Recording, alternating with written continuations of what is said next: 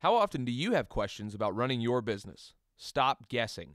Get real answers to all your business questions. Unlimited access to business advisors for the expert advice you need when you need it. Go to onemorecustomer.com now. Welcome to TwinCities.com and another edition of Tark Talk. As always, joining me, Hall of Fame quarterback and Minnesota Vikings legend Fran Tarkenton. And Fran, the Vikings are coming off the bye, and who better to face coming out of the bye than the dreaded and hated Bears? You know a little something about this rivalry. Well, let me set it up this way. It's September of 1961. The new franchise, Minnesota Vikings. What did new franchise really mean? Well, the other teams in the league had 40 players on their roster. They froze the top 34, and we had a chance to pick three players from the bottom six. So that was our team, and a few draft choices. The year before, the Dallas Cowboys were a new franchise team. Tom Landry was the coach. Don Meredith was the quarterback. Bob Lilly was there. And they played 12 games and won 0. Ooh. We had just come off of 5 exhibition games, won none.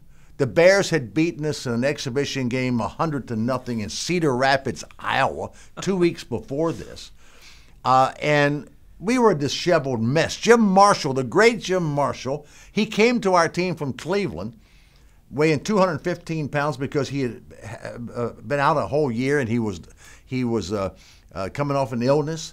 And so they let us have him. We got about 4 or 5 players from Cleveland. So we just had a ragtag group of people. Nobody thought we could win. We were 28-point underdogs. Van Brocklin, the coach, told me that he was going to start me that day.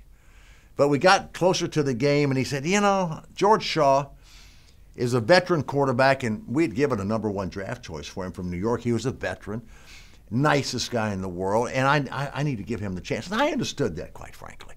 I wanted to start and wanted to play, but George Shaw was a veteran. He should have the chance. Sure. He went out and played most of the first quarter, and we did nothing. And then we went out, and things clicked. Van Brocklin put together unbelievable game plan, and because they blitzed a lot, and we had to call a lot of audibles. Now I was a 21-year-old rookie quarterback.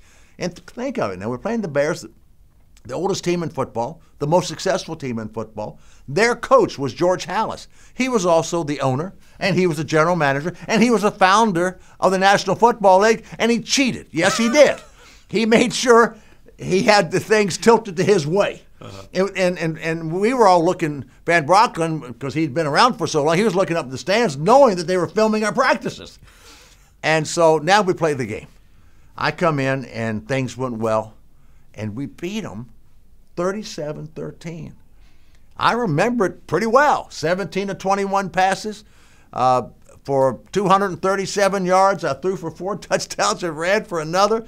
It was unbelievable. So that was kind of the start of it. And then we saw the thing evolve. I played against the great Bill George, a great Hall of Fame linebacker, and Jaguar John Arnett, the great Hall of Fame running back, and Bill George, a mean, tough defense middle linebacker. Doug Atkins, 6'8", 400 pounds, leaps tall buildings. He was a demon. From there, and then later on, I played the Bears with Gale Sayers. I saw Gale Sayers come into the league, and I remember we went ahead with about a minute left, and rather than squib the kick, we kicked it all the way. He takes it on the goal line or 1 yard in the end zone, and he was the most beautiful runner. And he ran 100 or 101 yards and beat us. And it was so unfortunate that he came into the league and just blew the league away, like nobody I've ever seen. And then he had a terrible knee injury, and he couldn't repair those things. He came in the same year Butkus did. Can you imagine? And then Butkus became a legendary middle linebacker. And this whole rivalry has just gone back and forth for so many years. It's a great rivalry, as all of them are. But it was special to play against the Bears because it was the first game we played in the National Football League, and we won it. I still call it to this day the greatest upset in the history of the National Football League. But why not? Exactly. Now, this week, we're still waiting to hear. Is Cutler going to play? Yep. Is it going to be Campbell? It might even be McCown. We don't know. Yep. But Tell me the effect that Cutler playing or not playing will have on this game. I think if Cutler doesn't play, we have a lot better chance. I don't think Jason Campbell can play. I think he's proven that he cannot play in this league. And Cutler's not the greatest quarterback in the world, but it affects him. The uncertainty affects him because you live off the energy and the leadership of your quarterback, and we see that all the time. And so I think they're coming off a two-game loss, a little unsure of themselves. The locker room is unsure of themselves. They got pressure because they thought they were going to, just skate into the playoffs, and they're not. Big game for us to win because it gives. I think we got to get to 10 victories to win. We got 6 games left.